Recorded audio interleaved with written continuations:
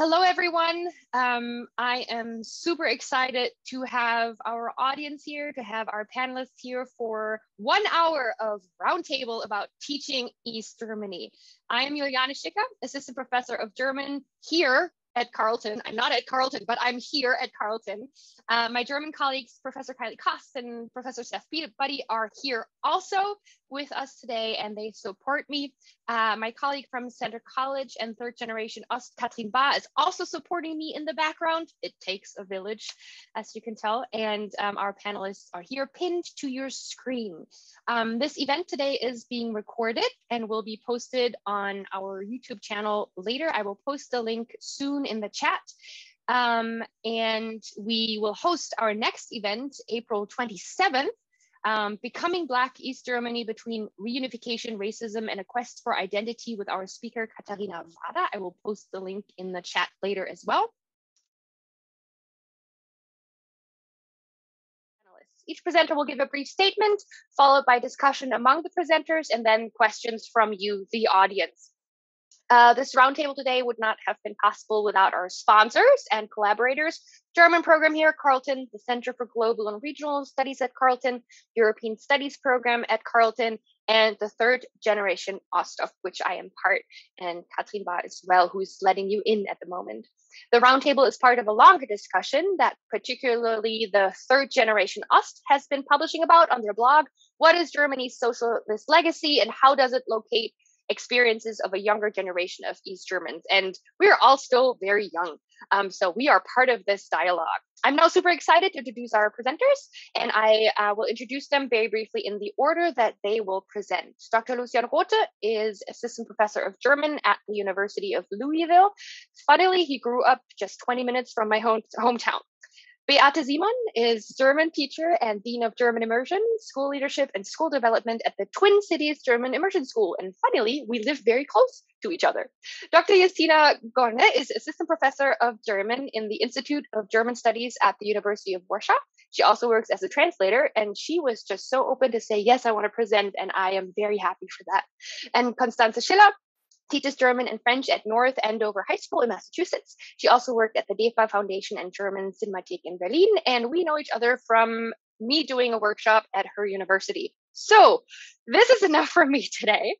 Lucian, I am about to share my screen so that we can see your presentation. So there we go. Sounds good. Thank you so much, Juliane. And hi, everyone. My name is Lucian Rothe. My pronouns are he and him. And as Juliane said, I'm an assistant professor of German at the University of Louisville. And first of all, thank you so much to the organizers of this webinar series, especially Juliane and Katrin for inviting me, as well as to my fellow colleagues who are part of this roundtable and to everyone in the audience. And I'm looking forward to some fun and engaging discussions later. So next slide, please. So what's my back? No, actually, in my short presentation here, I would like to answer the 4 questions that you see here. So the first one, who am I? Why should I or we teach GDR-related topics? How have I taught GDR-related topics? And then what should I or we keep in mind when we teach this topic? Now, next slide. Perfect. So what's my background? As Juliane said, I was born on August 28, 1989 in Blankenburg. So 3 months before the wall came down. And Blankenburg is a small town on the east side of the Harz Mountains, where I also grew up then. And after I finished high school, I went to Marburg in Hessen, so that's Western Germany. And I studied English, German, and history there. And it was there when I first realized where I actually came from, and that is Eastern Germany, former East Germany, because many people actually asked me, or many people are actually surprised that I didn't speak Ostdeutsch or East German or Sächsisch, like the Saxon dialect. I then explained that we don't have that dialect there, where I grew up. And then I went on to get my MA and PhD in the United States, where I taught as a TA at the University of Missouri in Columbia and at UW-Madison. And now I'm at the University of Louisville. And at all three of those US institutions, I noticed that students didn't really know much about East Germany, which brings me to my next slide. So why should I or we teach GDR-related topics? So as I said, at the college level, I've noticed that there is basically a lack of understanding and knowledge about what the terms socialism and communism mean, or what the German history after 1945 looked like.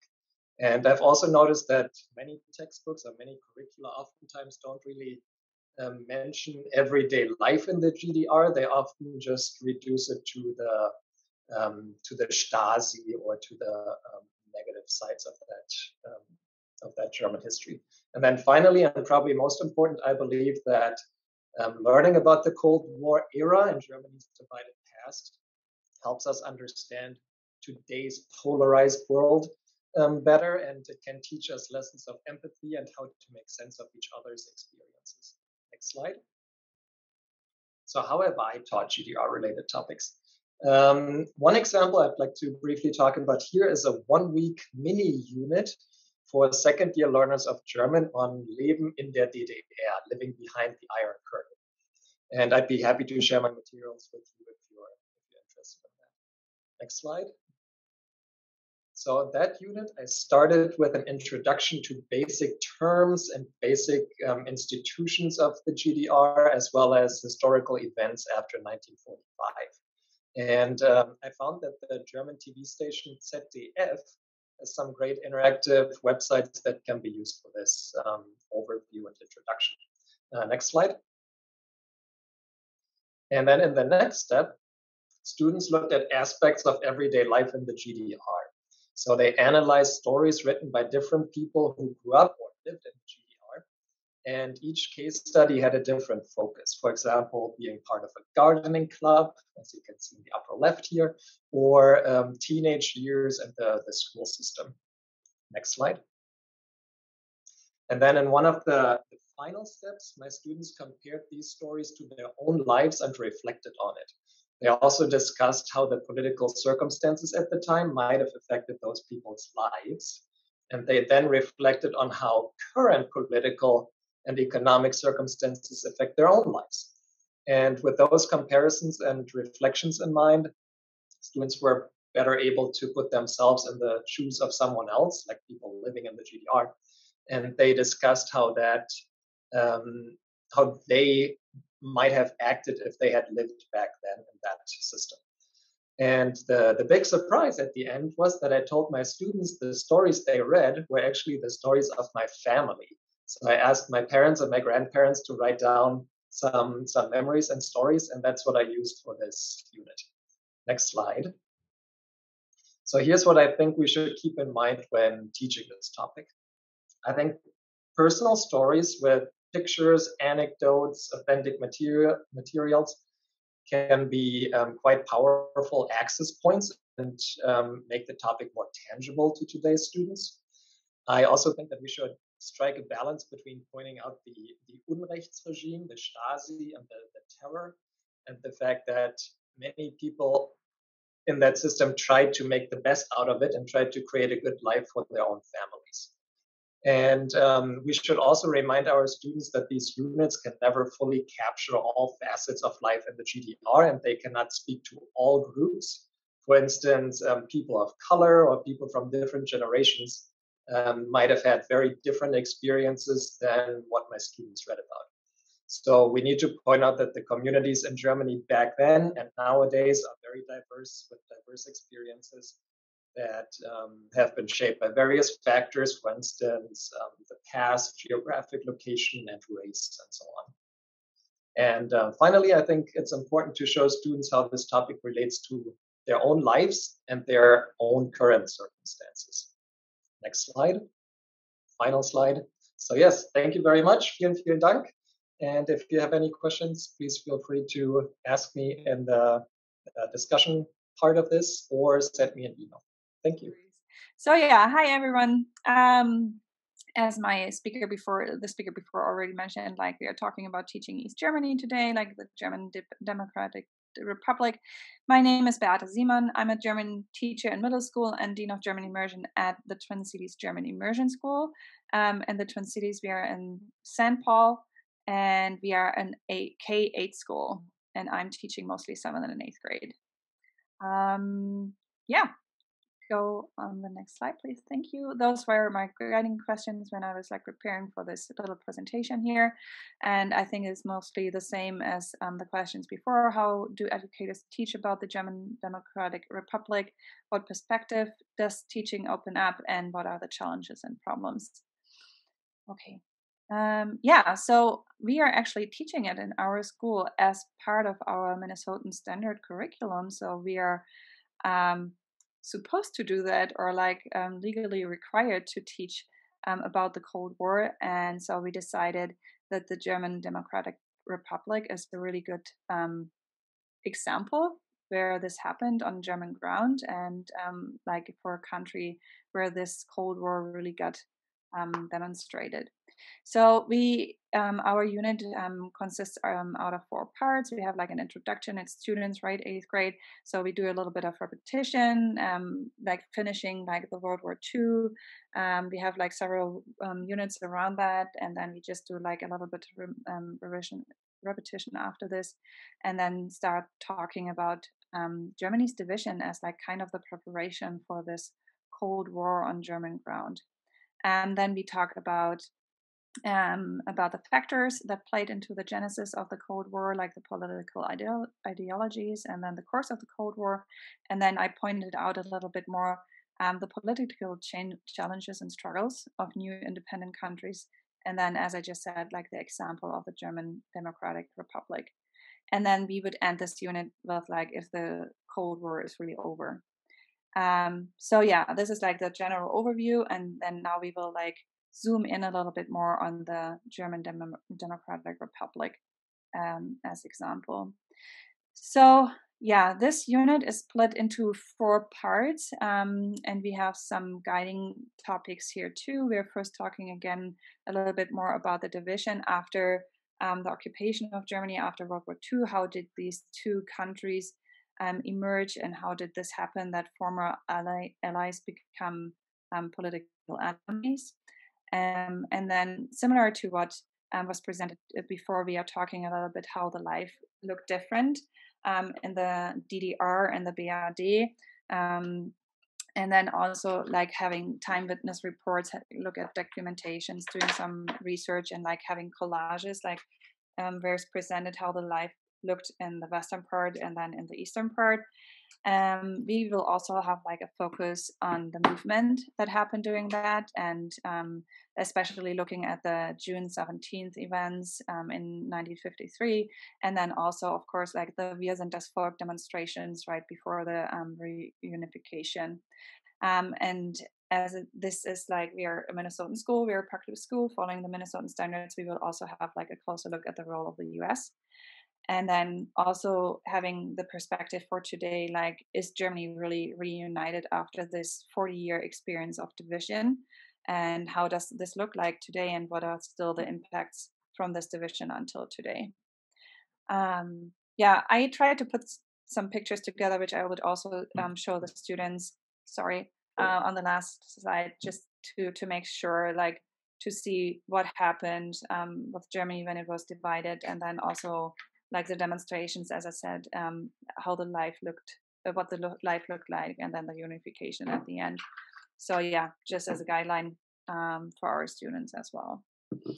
Okay, what perspectives? I think similar to what was said before, it is really important to just see how political systems can affect the everyday life and the political and societal structure of a country that is actually not really involved in this struggle, maybe, or in this aggression or whatever, and still how it affects them. Since Germany is not the only example, we also have Korea being split up, and those are not the main actors, but they are still heavily impacted by this, or have been impacted by this. And then on the other side too, on the mutual perspective, it's how do people affect political change? Because it was a political political structure changing the everyday life, but people stood up and spoke up against it, and then changed this in the other direction. And also like how the societies and the political systems look like today, and what they are still doing to overcome the impacts of the Cold War and the division. And then on the last slide, what are the challenges and problems? We are teaching a lot of these things like World War I, World War II, and then it's like the Cold War, and like there's a ton, like a real mess on good materials. Really hard to figure out what materials to pick and to make it available to students, and also to help the students not to get lost. And then also like the topic is really complex, and in our school the 8th graders are dealing with this topic, so they are still pretty young, and to make this understandable to them is also a challenge, and to cover 40 years of history in like a 3 or 4 weeks unit is a challenge. So yeah, thank you.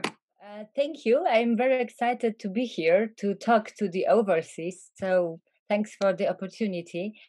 And first of all, I don't really use English in my professional life. So I excuse my pronunciation and all the bad things that I will do to the English language today. Okay, so now let us jump right in. The next slide. Okay, I want to talk a little bit about my experience as a student at first. Because I was student in Warsaw, student of German in Warsaw in the 1990s. And if you could click on the student word, and during 5 years of the program, I read 2 GDR books. Click. These are these books. Click on the my. We will go back. Yeah. So just 2 books in 5 years. And why was that? The reason was very simple. There was no interest in GDR whatsoever after the fall of the communists at the university.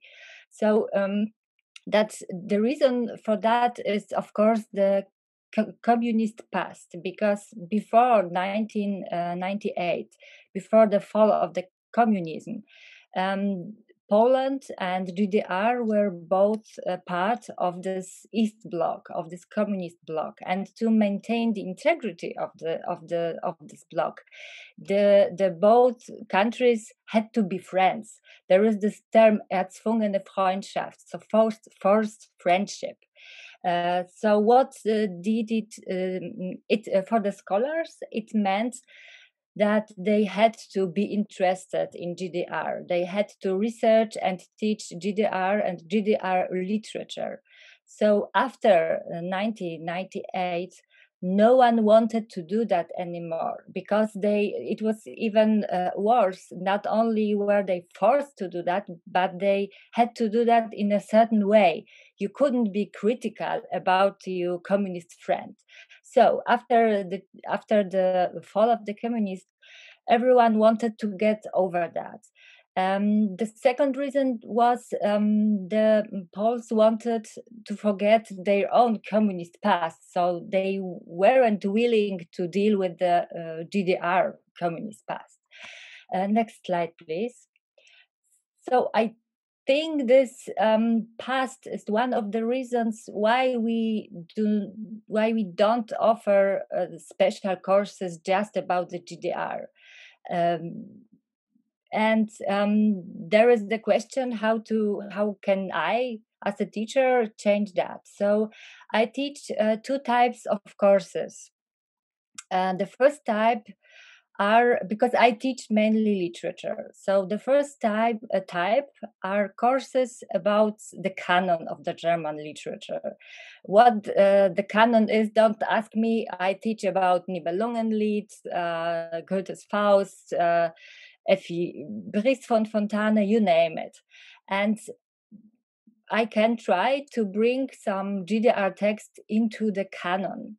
And you can do that, for example, with writings of Christa Wolf or Uwe Jonsson. But there are only a few books that you can really bring into this canon. The other courses that I teach are courses that I can free, that I can choose the topics and the texts for. And these are the courses that I can bring in this GDR texts. And of course, the other way is tutoring, the people who want to write, to make a bachelor or master about GDR topics.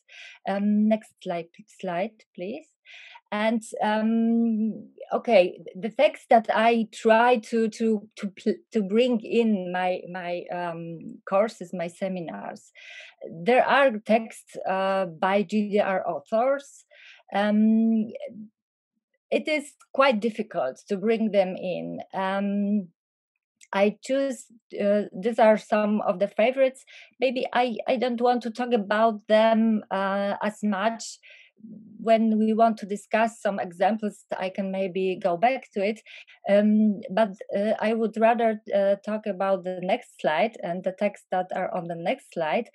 And these are the books about GDR. So they are not by the GDR authors, but they are about the GDR. And I think that's the better way to get access to the GDR and to the literature about that. And for examples, we have the books by Thomas Russich. They are very good examples to very good books to speak about the fall of the Berlin Wall and the topic around that. The books by Christa Wolf and Eugen Ruge are great examples of texts about really this regime, this communist regime, that you can really get to know it somehow. And my favorite of this four is Judith Szalański's Der Hals der Giraffe, and that is about what you were mainly talking about this post GDR topics. About what is happening in the East Germany after the GDR is no more. Next slide, please. And this is the last slide, so let me just recap. I think this political factors, the past, is very important as the reason for this small interest in GDR. And my answer to that, how to bring this GDR as a topic in Poland, is to use this German literature about GDR and maybe then step up to the texts of the GDR authors. So thank you very much. Yeah. So my name is Constanze Schiller. I'm a teacher at North Andover High School. I teach the grades 9 to 12, so freshman to senior. We only have half a year of German in middle school. So like students coming in are like literally at their A1 level, like starting, just as a background. My personal background, I was also born in the GDR in 1987. I never tell my students that the exact number, only that they can guess. But yeah, so there is like where my personal background comes in, and why the GDR is an important topic for me to teach. Some examples, we already heard why it is important. I normally start off with my students when we talk about the topic by letting them brainstorm, like creating a mind map brainstorm about not necessarily like East Germany, but mostly like the Cold War. That's something they heard about in their history classes, like Cold War, communism. And then normally what turns out of these like mind maps is kind of like really stereotypical ideas, really like date-based ideas and name-based ideas. But what I normally see is that there is not a lot of like like ideas behind how some of these events people names, how some of these dates people name, what events led to that and why is that important. So for example, they can tell me the Cuban Missile Crisis, but they actually my students cannot really recall what led to that and why was that important. So that is the first one. The first observation I normally make, and then like kind of like challenging these ones. I give them a little example, and I wanted to give that to our audience today as well. That would be the next slide, Julian. Thank you. Yeah, so this is like an activity I do with my students. It says, welches Gebäude ist in einem ehemals sozialistischen Land, zum Beispiel in der ehemaligen DDR, that reads it. Which of these buildings do you think is in a former socialist country, for example, in the former GDR, and then they can work in groups. And I would just give everyone right now some, maybe 15 seconds. Nope, you're too fast. You gave it away. But yeah, just looking at the pictures, just thinking like, okay, what would you think was a socialist building? What ideas do you have about socialist architecture? And now we can skip. So normally my students would name like a lot of the the first picture. Like normally they say the West Berlin picture. They also, which is kind of my favorite, I put in there. It's UMass Amherst. That was my former university, and they normally pick that picture as well.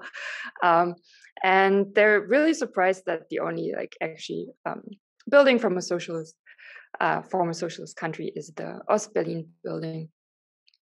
Because they were like normally get answers like, what, there's so much color, that cannot be. And no, we thought everything has to be like really gray and really like plain. And so that's a good activity I normally used to start off, and that revealed some of these like stereotypes. Like the speakers before me already touched on what we like. That's why we try to teach about the concept of socialism, the concept of communism, and breaking up these like stereotypes. For the high school, I wanted to talk a little bit about challenges we have, at least for the curriculum in Massachusetts. I think other states have a different curriculum, different standards. So, but in Massachusetts, like in my area, we follow in the language classes the ACTVL guidelines. ACTVL leads up to an AP exam. I'm sure a lot of the students still remember that and recall their AP calculus or I don't know, AP environmental science. The AP exam is a standardized test at the end of the high school years. And this exam is kind of like, or the topics for the exam are kind of set. And teaching about history in a language class is just not part of the curriculum there. So our first problem is like we don't have the time in our curriculum to teach the GDR and teach about socialism. The other thing that is often problematic is a lot of schools have really small German programs. That means you often also teach students from different levels. You teach juniors and seniors together in classes. That even limits your time even more, because you kind of try to juggle all these like topics they have to know, ending up for the exam. That gives you really little room to bring in topics you would like to talk about. The third point is, second point. So that's the language classroom side. The other side for teaching the GDR is the history side, right? It's often taught in the world history classes in our in high schools. And there the problem is like, what kind of resources do the teachers in these classes have? What can they use? Are these like, is there a variety of opinions? Is there a focus on oral history, for example? And we come back to the problem Lucian addressed, like some of the books, some of the textbooks are really like one-sided, and in the history classes that is often the case. And if you come in as a language teacher, then you're kind of going into their area of expertise, and that can create a little tension. So that is another problem. And the sort of challenge, or not problem, but let's call it challenges, is the resources. There's like great resources out there. There's like really for high school teachers, our to-go institution is the Goethe Institute. The Goethe Institute is an institution that supports the German language abroad. They have really great resources, but oftentimes there the problem is as well. They're kind of like one-sided. They often follow kind of the idea of like kind of the victimization of East German history or of East German oral history. It's often times, as I said, really one-sided. That is partly maybe the reason because the Goethe Institute was founded in former West Germany. So the structures in this institution are still sometimes there.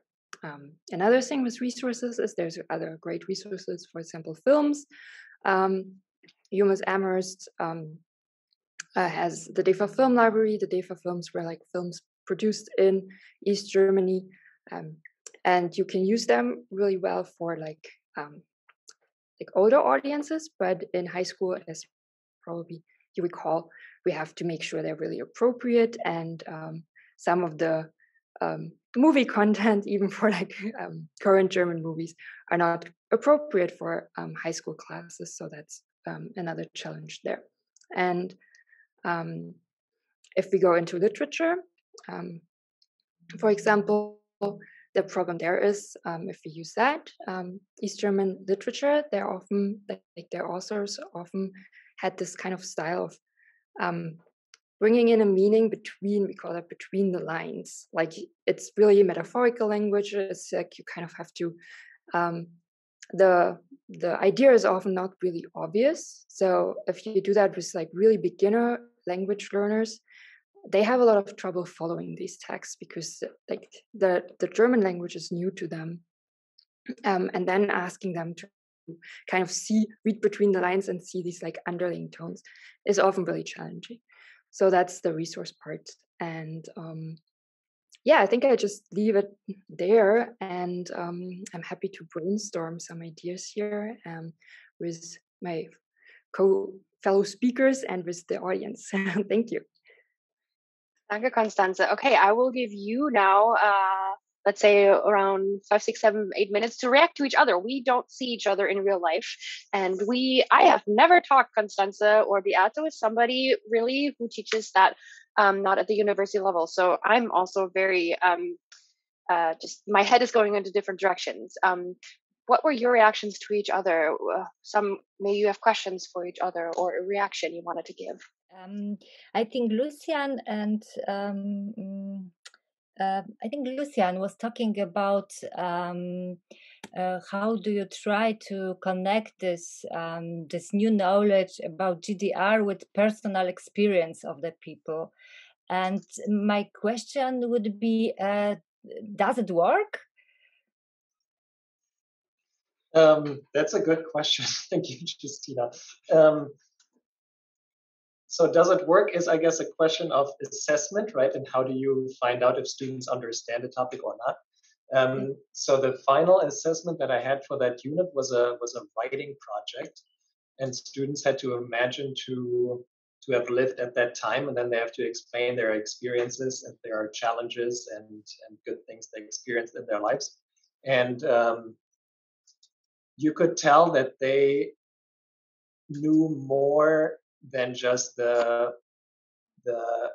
anti-socialist propaganda, so to say, that we often hear in a US context, and that everything that is universal healthcare or something universal is a bad thing. So they actually, you can tell that they have learned something and that they were able to put themselves in the shoes of those people. It always depends on the student how much they want to engage in that reflection process and not, right? So you can't really force them, but at least I've tried to give them the options to see that the people back then were just people like us, more or less, right? And that they were shaped by the political climate, that they were shaped by the system, and that they tried to make the best out of their lives, more or less. But it sounds great what you've said, and this is speaking about stereotypes. That was also something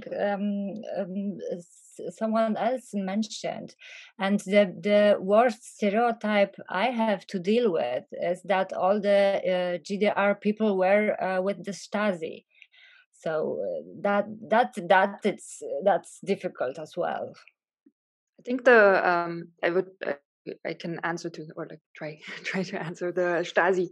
And I think that has to do a lot with like again the resources, like from like personal experience, because the Life of Others was such a big movie and really promoted like by so many institutions. That has a lot to do with accessibility, right? So at some point there was just this movie, and these resources like came with the movie. I think there was a teaching kit with it as well.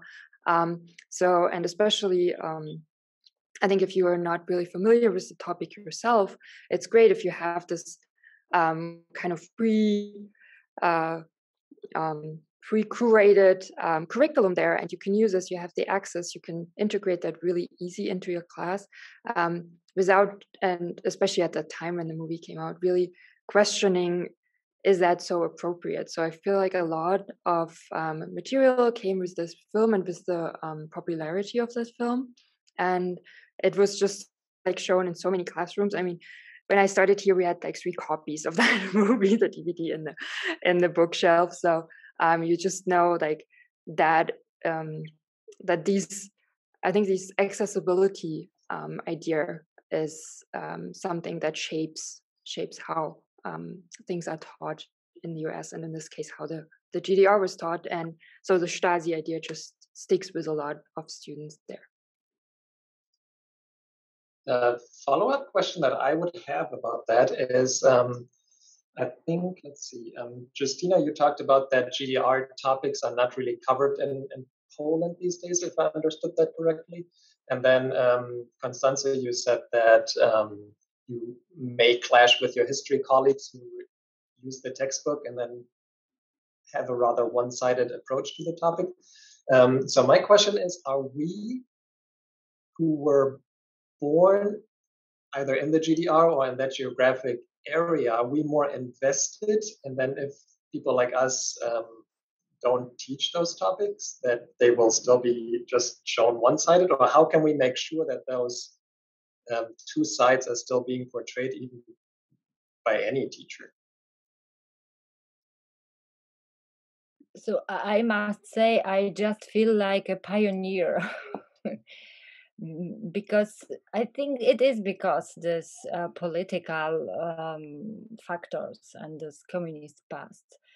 And I, as a student, I wasn't taught GDR. So to teach something about it, I must recall my own experience from the People's Republic of Poland, and to learn and learn something completely new. So it is a great effort for me, and I can understand, and I don't research about that. That's just for teaching. So I can understand that people just don't want to invest that time because they don't have it. Yeah.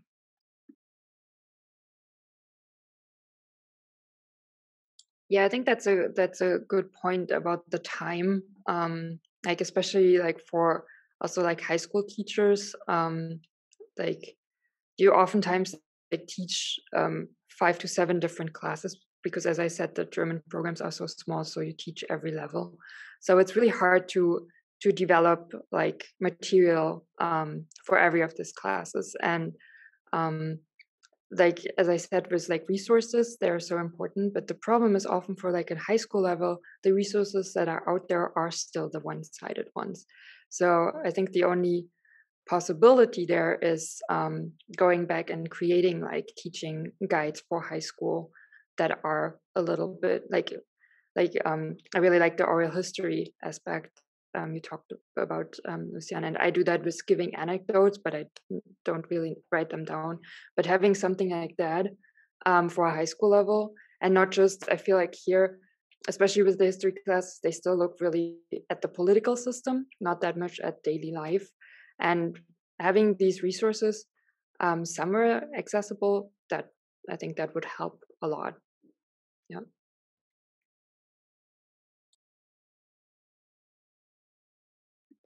So we need Selbsthilfe. So we should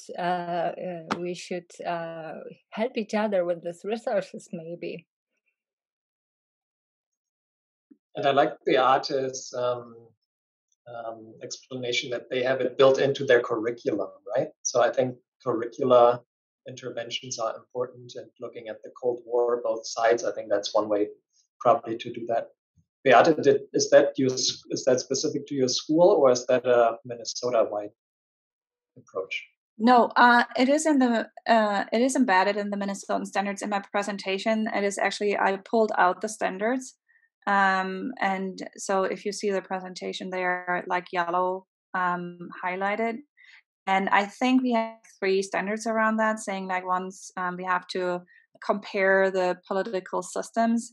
That would be like the leading to this whole thing. And then we have to look at countries that newly got independent or became independent and that are examples of this war. And then also we need to look, I think the third one is about like the movements and protests and all the things that made change happen. So yeah, and in Germany it's just like luckily a great topic, a great example for that, because it all happened on German ground, and so we are like kind of lucky to have this in our standards, and therefore have some time to deal with this. But there's never enough time, as I mentioned earlier. But yeah, that is really good.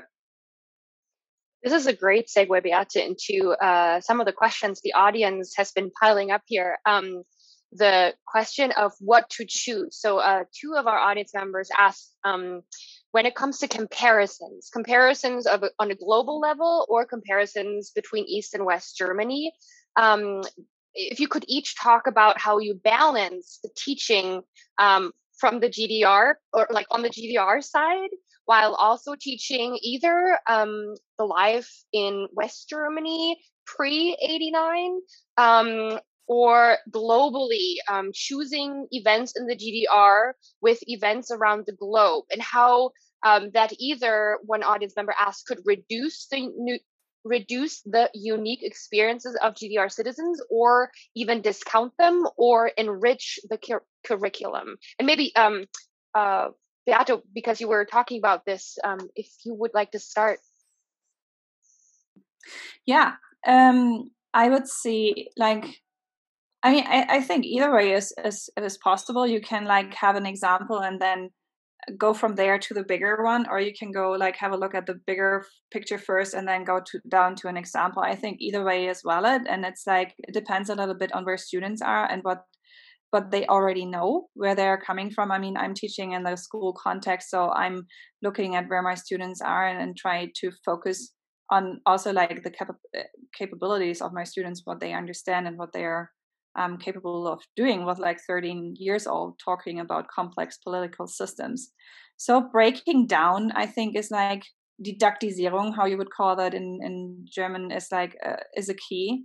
You really need to look at the text and really see if the students can access them and where they can bring in their own experiences and their own situations in order to go from there. So this is always where I would start with as a teacher in a middle school, but I don't think it's like there is this one way. And I mean, I'm teaching, this is actually a new unit now. We are starting in this way. We always we usually stopped after the division of Germany into the 4 zones after the World War. And so now adding the Cold War, I'm really excited about that, because our students usually also go on a trip at the end of 8th grade and can see that in Berlin. So they would visit like pieces of the Mauer, they would visit like the Checkpoint Charlie, and they would like do all of this and really relive this history in Germany. So, but obviously it's not possible this year. But also, like, units I'm teaching every year, I change them every year because there is something new, there's something different, and then the learning group is different too. So there's always some adjusting. And I mean, this is what it's making fun, right? Like to have the options to pick here, this one. And I wrote down from Lucian this one resource from the ZDF about like being interactive or something. Of course, that's great. So yeah, so I definitely will bring this into the game too.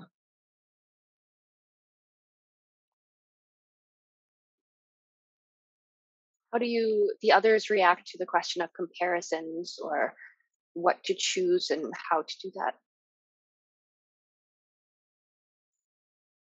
So I'm very hesitant to answer this question because I have no balance at all. So when I teach about, when I bring in this GDR texts or texts about GDR, they are just for this special topics about GDR. So what I mean when I teach a seminar, I don't know, about German post-war history in literature. So this GDR authors are specialists for GDR, and I don't think it is a balance. And that is my problem, because there it's something different to teach about GDR with these books about GDR written after unification. And I think it is one-sided, and I would like to use more these texts by GDR authors, but it is very difficult. It is often just too difficult because of this other mentality that is depicted there. Because my students are much younger than me, and they don't understand just this everyday life that is depicted in this literature. So I must admit that was a good question, because I can't find the balance at all. For me, it's usually most complicated to find a balance or embed those topics into the lower level English German classes. And because we rely so heavily on textbooks and you have so many other topics to cover. But what I usually try to do is throw in little snippets that compare Eastern and Western Germany, because you can still see in so many statistics that there is still a difference between the eastern parts and the western parts when it comes to how many people rent an apartment versus how many people own a home, or what is the religion of the people in different parts of Germany. So whenever we talk about housing, I bring that rental versus owning topic up. And when we talk about identity and religion and what you believe in topics, then I show them a map of who believes what in Germany nowadays. And that is obviously heavily influenced by Germany's past. So whenever possible, I just try to throw in those little snippets. Yeah, I agree. I like these like statistics and like maps where you can actually map out like by location. And normally if you start off, because oftentimes like you say East, but I had students like draw the border where they think, and like somehow Bavaria always lands in East Germany, and you're like, yeah, geographically, but yeah, I think it's great if like you have like overviews like this. What I like to do, and that plays into what you say, Lucian, was like lower level German classes, getting like kind of on their ability level of German, is like focusing on material culture.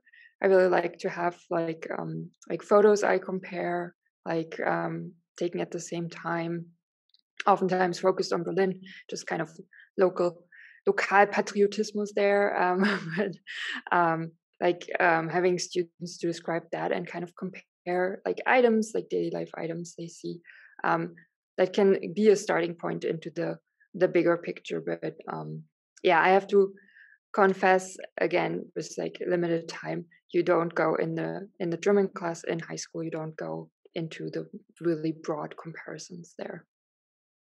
Thank you. And before I ask my next question from the audience, we get a lot of questions right now about resources that you all are talking about. If you can put in the chat, so the panelists, if you can put in the chat to everyone your favorite resources that people go there to the links. I see Lucian already put the infographic GDR ZDF in there. While we're talking, if you can multitask, if you can put the links, if not, people can definitely email me and I help everyone out with that so that resources actually get a link to it and not just said, oh, go there. So yes, we hear your resource questions. There was a question from the audience asking about students' reactions and the specialness of the GDR, which Justina kind of talked about already. The audience is asking, are students open to positive aspects of communism, socialism as well, or how do they react to it? And when we present the GDR in a certain way, for example, not comparing it with something else, do the students get the picture of the GDR being something special, and then the West, for example, of something not being discussed, it's the norm? Or how have you dealt with student reactions and then the status of what you teach when it gets to the students' brains? I can start it. I'm not sure if I have a full answer to this. What I am happy with at the end of a unit like the one that I portrayed is that when students realize that the people living in the GDR are also just people, and that socialism is not just a system and everything is bad, but that people had a living or made a living in that system, no matter how difficult it was for different people. And some people might have had more positive, others might have had very bad experiences. But that is also the case in our system now, right? So I feel like I have reached my goal if students realize that every system has its pros and cons, and that that you need to be mindful of your own surroundings and of your own privilege or not privileged situation, depending on who you are and where you live. Yeah, and I can jump in. Like, I definitely, over the course of the time when we talk about the GDR, you can definitely see a change in some students that were like really hesitant first to like see like good aspects of daily life, like what was the showing I had with the architecture. And like, oh, their colors, and one student like reacted was like, yeah, that's all propaganda, that's not true, right? So they throw out these like terms they've heard, and like over the course of the time you actually see how that changes and how they're like more open. But you definitely also have students who are still not really willing, or at least I had the experience with students not really willing to see that, and see like if you work with oral history or with material culture, see them as like exemptions and still stick with their idea of like the repressive socialist system. But if I get 80%, I'm happy. Never can get them all. So I could say I think I teach this GDR topic a little bit different, because it is more like a historical topic, a topic about history, and it isn't the personal experience. It's not really the point. Maybe I should do that different, but I just want to tell you how it is. But there is one thing that I'm very happy about. I've noticed new interests by our students about the women in the GDR. There were this documented Frauen. I can't recall the author yet, now, but maybe I can email to Juliane what I meant later. But it was an initiative in GDR, and a writer, a woman, just records what other women told her. They were talking about their life. And that is something that interests our students. There were some people who worked on that in their by their master degrees. And so that is this gender perspective is something that opens the GDR for them. And I think that is a very positive thing. Thank you. And I see we're at 2 p.m. Sadly, I got out of my class earlier, GDR Women and Children and the LSPTI plus community in German. So I love this new movement there. I would like to thank every one of you, the presenters, and also the audience. I would encourage you in the audience to email me if you have questions. I have the presentations of the 4 panelists here, so I can share their links, and the recording will be online if you want to go back. Thank you very much. I hope we have inspired you, or post more questions in the room, which I like more than answers. Thank you, and goodbye, everyone.